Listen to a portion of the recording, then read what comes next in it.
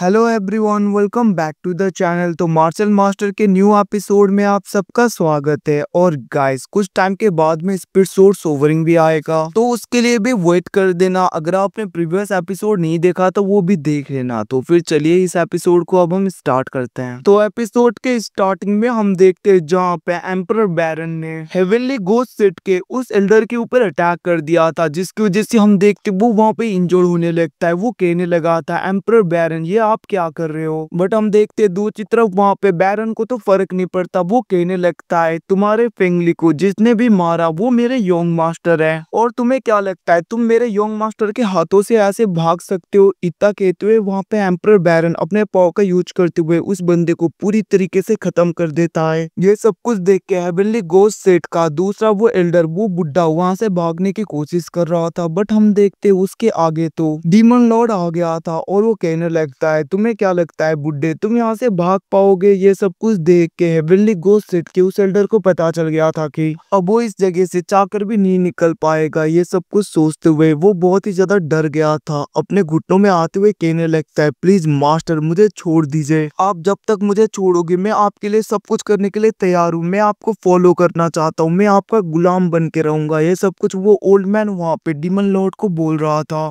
But हम देखते दूसरी तरफ तो डीमन लॉर्ड को कोई भी फर्क नहीं पड़ता। वो कहने लगता है, तुम्हारा ऑफर तो अच्छा है बट क्या करें, मैं तो इंटरेस्ट नहीं हूँ इसमें। ये सब कुछ कहते हुए हम देखते डीमन लॉर्ड उस बंदे के ऊपर अटैक कर देता है, जिसकी वजह से वो बंदा वहाँ पे पूरी तरीके से खत्म हो गया था। और हम देखते डीमन लॉर्ड उसके सोल को पूरी तरीके से एब्जॉर्ब करता है, और वो जैसे ही उसके सोल को पूरी तरीके से एब्जॉर्ब करता है उसकी स्पिरिचुअल एनर्जी और भी ज्यादा बढ़ने लगा था। उसके अंदर से बहुत ही ज्यादा ऑरा निकलने लगा था। कुछ टाइम के बाद में हम देखते उसका तो वहाँ पे डायरेक्टली ब्रेक थ्रू हो जाता है, और वो और भी ज्यादा पावरफुल हो गया था। ये सब कुछ देख के वहाँ पे एम्परर बैरन भी खुश हो रहा था। हम देखते डीमन लॉर्ड कहने लगता है, ये सब तो ठीक है बट अभी के लिए चलो, हमें मास्टर चैनसो के पास में जाना होगा। इतना कहते हुए हम देखते वो दोनों चैनसो की तरफ आने लगते हैं, जहाँ पे डीमन लॉर्ड देखता है कि चैनसो के चारों ओर आइस वाली पावर पूरी तरीके से फैल रही थी। ये सब कुछ देख के डीमन लॉर्ड वहाँ पे घबरा जाता है, और वो चैनसो बोलते हुए आगे की तरफ बढ़ने लगा था मास्टर बोल के। बट हम देखते हैं चैनसो की बॉडी के अंदर से जो कोल्ड स्पिरिट मतलब कि कोल्ड एनर्जी निकल रहा था, उसकी वजह से वो भी जमने लगा था, जिसकी वजह से वो थोड़ा सा पीछे होने लगता है। दूसरी तरफ हम चैनसो को देखते जिसको कि बहुत ज्यादा मुश्किल हो रहा था, क्योंकि उसके रस्टी सोर्ड के अंदर जो भी सोल था वो पूरी तरीके से वो डीमन चैनसो को अपने कंट्रोल में करने की कोशिश कर रहा था, जिसकी वजह से चैनसो को बहुत ही ज्यादा मुश्किल होने लगता है। तो मैं बता दूं चैनसो के पास में डिमोनिक बीड है, जो कि उसके सर के अंदर है, उसके सी ऑफ कॉन्शियसनेस के अंदर, जो कि एक गोल्डन डिमोनिक बीड है। और ये सब कुछ उसकी वजह से भी हो रहा है, क्योंकि रस्टी सोर्ड के अंदर जो डिमोनिक ब्लड लाइन वाला डीमन है, जिसको कि रस्टी सोर्ड के अंदर पूरी तरीके से कैद किया था, वो अब यहाँ पे चैनसो के बॉडी में कंट्रोल पाने की कोशिश कर रहा है। ये सब कुछ देखकर मतलब कि चैनसो की ऐसी हालत को देख के क्विंसो अपने पाव का यूज करते हुए उसे हेल्प करने की कोशिश कर रही थी। ये सब कुछ देख के सेंसे और रुयु भी अपने पाव का यूज करने लगे थे। दूसरी तरफ हम चैनसो को देखते जिसको कि बहुत ही ज्यादा मुश्किल होने लगता है। अब हम देखते चैनसो वहाँ पे अपने पूरे स्ट्रेंथ को रिलीज करता है। उसके ऑरा की वजह से चेंसी, रुयु और क्विंसो पूरी तरीके से बर्फ में जम गए थे।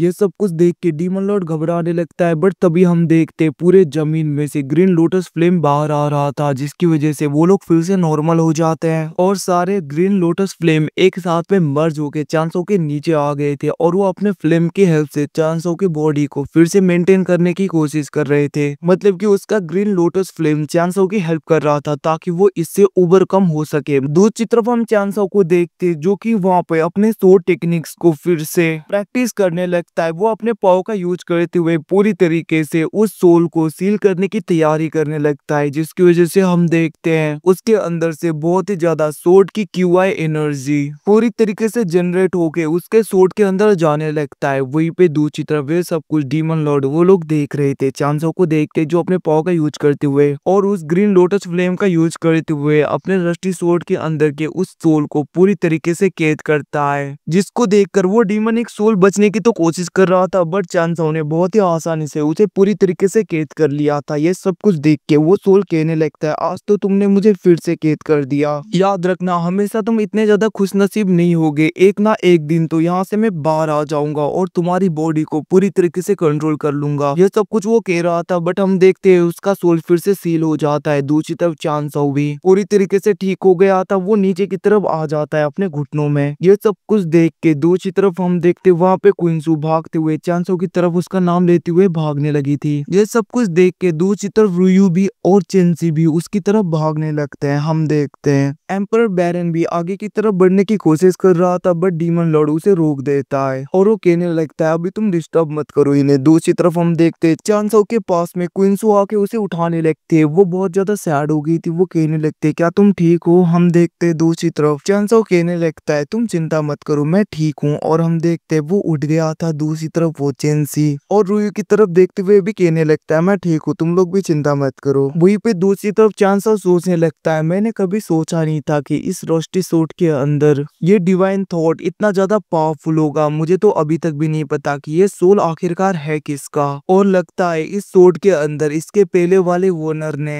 इस सोल को पूरी तरीके से सील कर दिया होगा। ये सब कुछ वहां पे चांसो सोच रहा था। वो कहने लगता है ये डिवाइन थॉट बहुत ही ज्यादा स्ट्रॉन्गर है। मुझे फ्यूचर के लिए पूरी तरीके से तैयारी करनी होगी क्योंकि मुझे नहीं पता आगे आने वाले टाइम में आखिरकार क्या होगा। और वैसे भी 300 साल गुजर गए हैं। मैंने सोचा नहीं था 300 साल में फेंग सियाओ की स्ट्रेंथ इतना ज्यादा इम्प्रूव हो जाएगा। तो मैं बता दूं गाइस यहाँ पे फेंग ली के फादर का नाम फेंग सियाओ है। अब उसे परेशान देख के क्विंसो उसका हाथ पकड़ने लगते। चांसो कहने लगा था तुम चिंता मत करो सब ठीक है। और हम देखते वो आगे आते हुए कहने लगता है बैरन तुम जाके सुआन युआन एम्पायर के लोगों के ऊपर अभी भी नजर रखो। और हम देखते चांसो यहाँ पे डीमन लॉर्ड को योंग यू बोल रहा था। तो हमें इसका नाम तो पहले से ही पता था बट हम अब से इसे यहाँ पे योंग यू ही बोलेंगे ना कि डीमन लॉर्ड। मतलब कि डीमन लॉर्ड योंग यू भी बोल सकते हैं। हम देखते डीमन लॉर्ड योंग यू भी उस जगह से चला गया था। दूसरी तरफ चांसो वो लोग उसी जगह पे कल्टीवेट करने लगते हैं। अब यहाँ से सीन शिफ्ट होके हमें सुआन युआन एम्पायर में फेंग सियाओ को दिखाया जाता है। फेंग ली के फादर को जो बहुत ही ज्यादा गुस्सा हो रहा था। वो कहने लगता है आखिरकार किसने मेरे सन को पूरी तरीके से खत्म किया। और हम देखते वो वहाँ पे बहुत ज्यादा गुस्सा हो रहा था। वो कहने लगता है क्या ये सब कुछ फ्याओ मियाओ पैलेस के लोगों ने किया है। बट हम देखते वो कहने लगता है आखिरकार वो लोग ऐसा कैसे कर सकते हैं मेरे सन के साथ में। वो लोग जरूर नहीं होंगे। भले ही मैंने सब कुछ क्लियरली नहीं देखा बट वहाँ के ऑरा को मैं महसूस कर सकता हूँ। मुझे ऐसा लगा कि वहाँ पे कोई डीमन ट्राइब का भी था। इसका मतलब क्या ये सब कुछ फ्याओ मियाओ पैलेस के लोगों ने किया है। बट मुझे लगता है वो लोग ऐसा नहीं करेंगे। तो फिर आखिरकार कौन हो सकता है जिसने ये सब कुछ किया। इतना कहते हुए हम देखते वो गुस्से में